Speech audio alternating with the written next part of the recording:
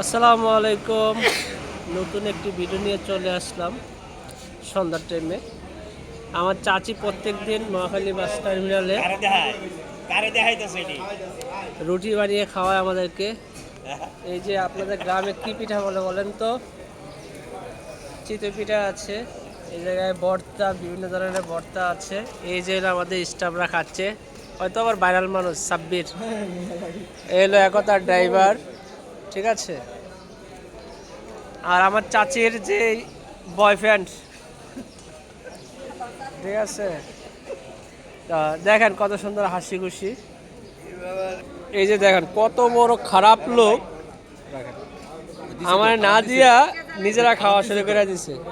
ভালো আছে, এখন আপনারা ডিসাইড করবেন।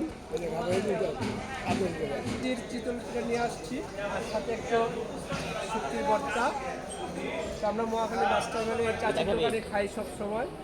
যারা আসবেন নোয়াখালীতে চাচির পিঠা না খেয়ে যাবেন না, তাহলে মিস করবেন। চিতই পিঠা, এটা কি পিঠা কয়? এটা তেলের পিঠা বলে ঢাকাতে। এখন আপনাদের কাছে কি পিঠা বলে বলবেন অবশ্যই। কিন্তু এখন এই পর্যন্ত, নেক্সট টাইম আরেকটা ভিডিও নিয়ে চলে আসবো। Tata, by.